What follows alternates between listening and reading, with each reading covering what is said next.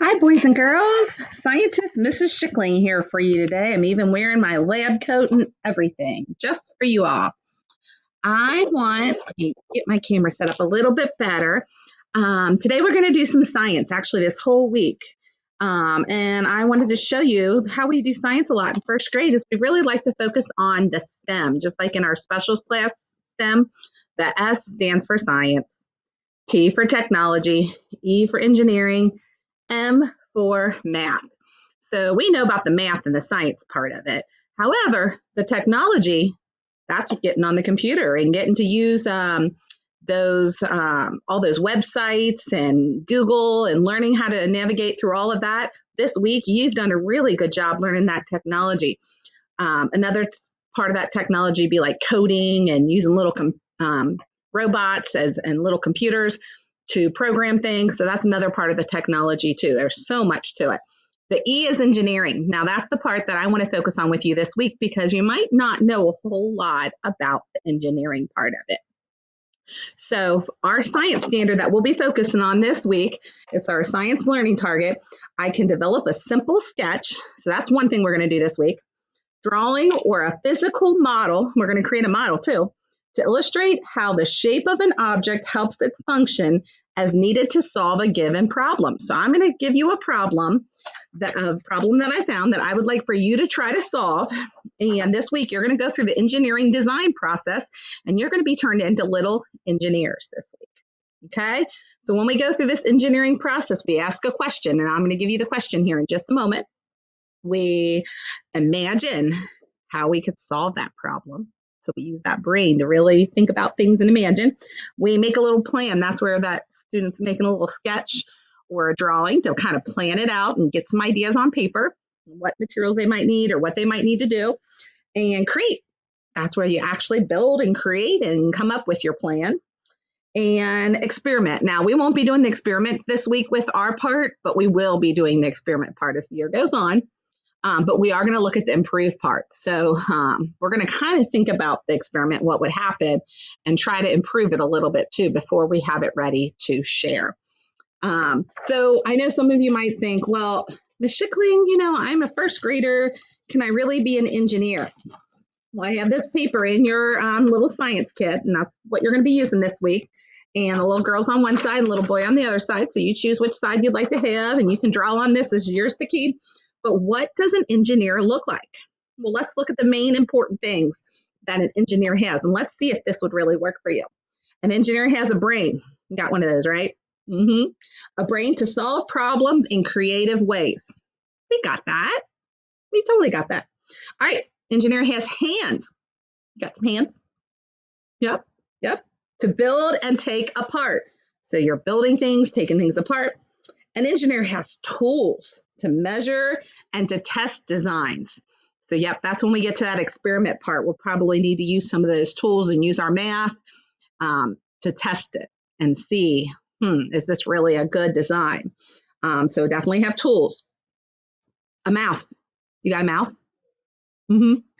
The mouth's really important to communicate your ideas and information. So when we do science and our STEM in our classroom, we work together a lot. So I want you to do that with your family too. Maybe they can help you think of some ideas when you work with others. That really helps. So communication is really big. Communication is talking with others and sharing ideas. Heart. We all have that. A heart to make the world a better place. So that means you care. You care about finding ways to improve things and make things better. Feet to travel near and far. So looking at this now, the other side has the exact same things. It's just a little boy instead. So an engineer looks like you. Yeah, you guys can be engineers. So we can already start as first graders turning into little engineers. It's pretty exciting, huh? So let me tell you about the ask part. Today is all about ask. And we're going to be focusing on the ask part. Ask questions about your design or your task. Well, we're going to ask questions once we get to the design, but I want to ask the question first and share the question with you, or not the question necessarily, the problem. So you're going to have some materials. You have to design with these materials and only these materials. You can't use any other materials for this project, but This summer, my family and I went down to Somerset, Kentucky. It's really near Cumberland Lake, and we went to this park while we were down there. It was such a cool park. It had really unique slides and climbing things, and the design of the playground equipment was very different than anywhere else we'd had ever been. They had this huge teeter-totter kind of thing, and even if you were in a wheelchair, you could be wheeled on so that handicapped kids could get on too, and the whole families could sit on and go back and forth. It was really fun. So I had heard every 5 years they like to add a new thing to this park because, over the years we've been there and they've added some new things. And they're wanting to come up with a new design of a climbing piece of equipment. So your job is to create something that, number one, has to be safe. Because you got to think kids are going to be climbing on this. You could be climbing on this. So you got to make sure it's safe enough to where nobody would get hurt on it. Okay. Number two, this park has really unique, cool, different types of things. So you don't want to just pick something you've seen at a playground before and design that. You might want to tweak it or add a little something different or something that makes it a little bit more unique and different. Okay. So I want you to be really creative with your design and come up with an idea of some kind of new playground equipment that this park could add. And it's got to be something that kids can climb on. Okay. So you have in this, it's called the Pipe Cleaner and Aluminum Foil Challenge. You are going to be engineering something you have 5 pieces of pipe cleaner, you got foil. Now you can't add anything else to it. I don't want glue. I don't want you to use tape. The good thing is these bend and twist and go together, so that should work for you. You don't have to use all the materials, but you can if you want to use all of it and incorporate all of it into your design. And you can cut it. If you need to cut any of it, you can. But remember, you're not going to pull this stuff out on day one and go ahead and get started right away because this whole week we're going to go through a process. Now, if you do want to do it all in one day, just make sure you go through the process because I know parents' schedules are different and you may have to spend 1 or 2 days on this one project, and that's fine. Just make sure that you truly do go through the entire process so that it's not just pulling it out and getting started right away, because that's not how an engineer would do it. An engineer would start by, okay, what's the problem? And then they're going to ask some questions and try to think about what they would need to do. We'll go through some posters in the lesson tomorrow. I have another lesson you can watch to really dig into the process of the engineer design process. But you got to imagine it.